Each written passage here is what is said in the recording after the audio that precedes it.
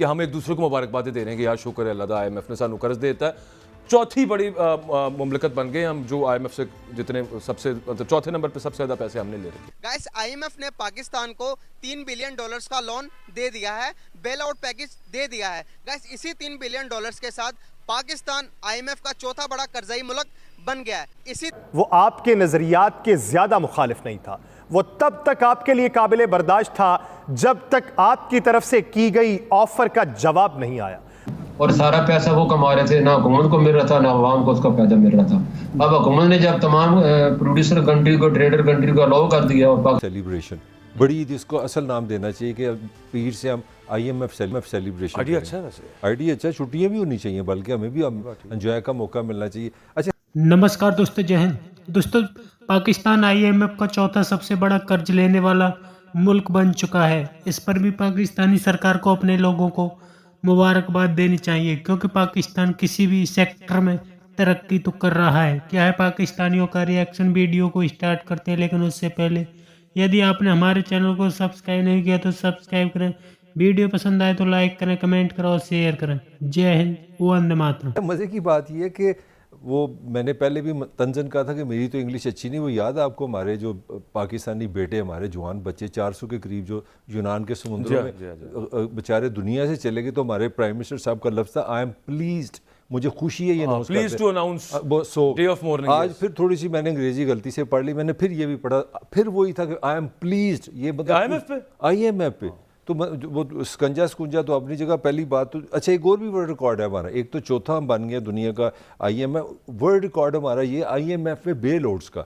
22 के बाद हम 23वें पे जा रहे हैं, और ये 9 महीने के लिए है। 9 महीने के बाद क्या करना है, मेरे लिए दुनिया की शायद हम वह दुनिया की कौम है जिसकी ज़िंदगी 9 महीने बड़ी बात है कि ब्रीदिंग स्पेस मिल गई है। आगे है ही कुछ 9 महीने की, आगे है ही कुछ नहीं है। तो मतलब सवाल ये है, मैं 2-3 बंदों को देख रहा था, ये तकरीबन $10 बिलियन का हमारा हो जाएगा IMF का कर्जा, ये डाल के ये जो हो जाएगा। मगर सवाल वहीं का वहीं है, छोटी छोटी चीज़ें हैं। मैं सिंपली एक अपने खर्चे के लिए ये जो बिस्कुट, पानी, गाड़ी, एयर कंडीशन, अल्लाह तल्ले की सैरें सुने वो अपनी करते जाएं।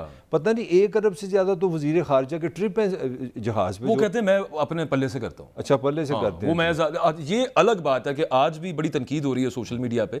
जापान गए हैं वो वज़ीर ख़ारजा साहब जो हैं, और जापान सरकारी दौरा है, वहाँ पे वो बिजनेस कम्युनिटी से खिताब कर रहे थे, आज नेशनल टेलीविजन पे दिखा रहे थे, साथ उनकी हमशीरा भी बैठी हुई थी। चलो ठीक, तो लोग इस चीज़ पे तनकीद कर रहे हैं कि सरकारी दौरे पे आप फैमिली भी साथ ले गए, अपनी कुर्सी भी ले गए साथ, लेकिन वो अल्टीमेटली आप उनसे पूछेंगे तो सबूत कोई नहीं आएगा, लेकिन वो आपको ये बता देंगे ये वो सबूत आ गया है ना। जो तुम्हारे मेरे बच्चों ने, ये जो हमारे लोग बैठे हैं यहाँ पे, इनके लिए सजा ये है कि 5 रुपए तक तो बिजली महंगी होने की आवाज़ आ गई। हाँ जी बिल्कुल, 7.5 रुपए यूनिट जा रहा है। 7.5 रुपए तो अपने वजीर खजाना साहब बता चुके हैं, सॉरी जी सॉरी, मैं डीजल महंगा करना चला गया।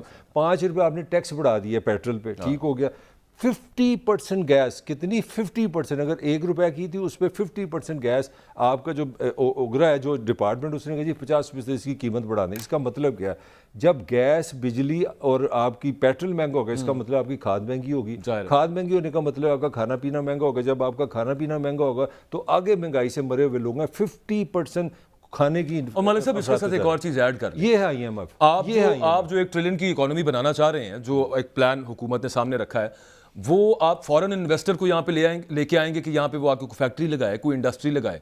इंडस्ट्री और फैक्ट्री किस पे चलती है? इस पेट्रोल पे। वो किस तरह से क्या इंसेंटिवाइज करेंगे उनको? आप कहेंगे कि अनु मुफ्त दे देने गैस थे बिजली, वो जो टैची केस में लेके आए ना, अपनी गैस भी ले, अपनी बिजली भी ले, सिलेंडर ले आए साहब, सिलेंडर कोई को देनी थी आपने कराची की एयरपोर्ट, तो बाकी लगाने। फिर इसका मतलब है, मुझे लगता है कि आपने हर जितने पास नहीं, मुझे लगता है कि इन्होंने कैलकुलेशन। आपको इनका एक बयान याद है, और वो फ्लोर ऑफ हाउस के ऊपर था, असेंबली के अंदर इन्होंने एक पाकिस्तान के स्ट्रेटेजिक एसेट्स के बारे में बात की थी, इन्हीं शख्सियत ने। हाँ, बल्कि उन्होंने एक बिटवीन दी लाइन भी बात की थी, मुझे याद आ गया। उन्होंने कहा था हमें पैसे इसलिए नहीं मिलते कि कोई रीजनल पॉलिटिक्स का भी इसमें ये दूसरी थी, ये उससे अगली थी। वो जो उन्होंने कहा था ना कि जियो पॉलिटिकल मामला चल रहा है पाकिस्तान के साथ, वो अगली स्टेटमेंट थी। एक उन्होंने कही थी लॉन्ग रेंज, शॉर्ट रेंज। मैं ये बात इतनी करूंगा, याद आ जाएगा देखने वालों को, क्योंकि तो नहीं जा रहे थे, पता नहीं, अल्लाह ना करे, लेकिन मुझे तो कुछ इसी तरह का लगता है कि जैसे वो ज़हन ये बना के बैठे हुए $3000 अरब और कहाँ से इन्होंने सोचे में सोर्स आउट करने का। वो मुझे तो लगा उन्होंने कहा कि सारी ताहिर मलिक और बाजवा टाइप हम जैसे लोग हैं, हमें तो तर्जुमा भी नहीं आता। $3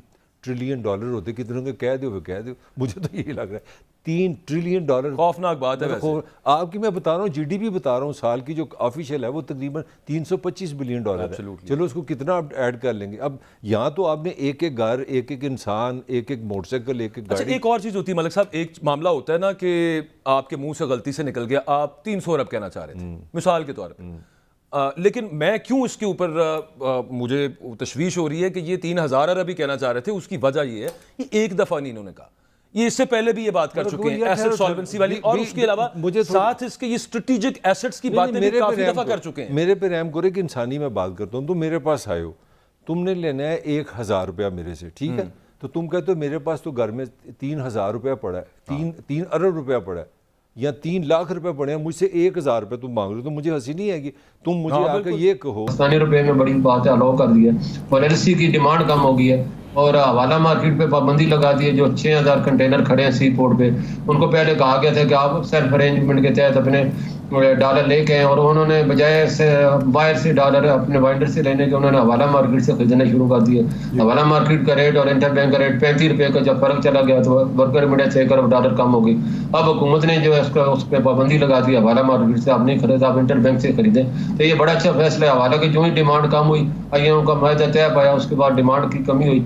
अफगानिस्तान में आज रेट कम है, पाकिस्तान में रेट अच्छा है, तो इसमें हवाला मार्केट बिल्कुल ही दम तोड़ चुकी है। तो मैं समझता हूँ ये अच्छे फैसले हैं जो बर वक्त की है और इसका सिला भी मलिक साहब ये बताएं कि पहले भी इस तरह की पाबंदियां भी लगती रही हैं, इस तरह के इक़दाम भी होते रहे, फ़ायदा इसलिए नहीं हुआ कि जो डिमांड सप्लाई का जो है तकाज़ा मार्केट का वो पूरा नहीं होता, और गवर्नेंस जो हुकूमत की होती है, मिसाल के तौर पर अगर ख़ुद वज़ीर ख़ज़ाना कहें 50 लाख डॉलर रोज़ाना स्मगल हो जाता है और उस स्मगलिंग को ना रोका जाए, बाकी इक़दाम ना किया जाए, तो अब आप समझते हैं कि वो सारे इक़दाम हो गए हैं। अब लोग हुंडी के ज़रिए मार्केट का रेट एक ही होगा या रुपये 1.5 रुपये का फ़र्क होगा, मार्केट रेट में बैंक रेट में कोई फ़र्क नहीं होगा। एक बात, दूसरा ये है कि हुंडी का कारोबार ख़त्म हो जाएगा, स्मगलिंग रुक जाएगी और 200 रुपये तक आप समझते हैं कि लाया जा सकता है, जिस तरह डार साहब का दावा था कि 200 ही इसकी असल लगती है, कदर लगती है, वैल्यू लगती है। नहीं, बिल्कुल उनका दावा सही था। देखो असल चीज़ होती है जड़ से मसले को हल करना। मसला अब हल हो गया। स्मगलिंग की वजह क्या थी कि हमने खुद अपने जो हमारा जब इंपोर्ट बिल 6 अरब डॉलर पे जाया तो हमने आंखें बंद कर ली स्मगलिंग के ऊपर, तो उसमें स्मगलिंग बढ़ी है और वहाँ तमाम ज़ाहिर है जब वहाँ से आयल आएगा उसके लिए डॉलर भी चाहिए। ऑफिशियल मार्केट से तो वो ले नहीं सकते, पाबंदियाँ पाकिस्तान में और ईरान पे, तो उन्होंने हवाला मार्केट से अपनी डिमांड पूरी की। अब जब पाबंदियाँ लगा दी नहीं भाई आप इसको जो है आयल को जो है हम लीगल वे में ले आए। इसी तरह कंटेनर जो खड़े थे उनको भी ये कहा गया कि आप जी अपने सेल्फ अरेंजमेंट करें। अब सेल्फ अरेंजमेंट को कोई बाग तो लगे हुए नहीं बाहर से डॉलर तोड़ के लाएंगे, उनका सेल्फ अरेंजमेंट ही हवाला और ब्लैक मार्केट थी। तो अब उसमें जब पाबंदी लगी है तो ये दोनों डिमांडें खत्म हुई और तीसरी IMF का फायदा है उसमें बड़े पैमाने बिलियन और डॉलर पाकिस्तान में। IMF से हमने 3 बिलियन डॉलर्स का मजीद लोन ले लिया हुआ है, तो क्या समझते हैं आप, लोन्स पे लोन ले जा रहे हैं, 10 बिलियन डॉलर्स का पाकिस्तान के ऊपर कर्जा हो गया है। 10 बिलियन डॉलर्स का कर्जा हो गया, पाकिस्तान IMF से कर्जा लेने वाला चौथा सबसे बड़ा मुल्क बन गया।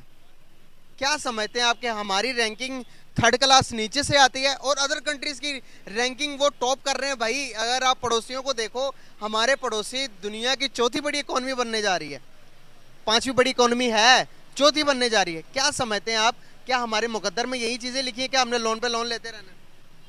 बिस्मिल्लाहिर्रहमानिर्रहीम। देखिए पाकिस्तान का ना शुरू से इशू ये है कि इनके पास पैसे नहीं है। हमने दुनिया से पैसे ले लेके अपना कंट्री चलाया है।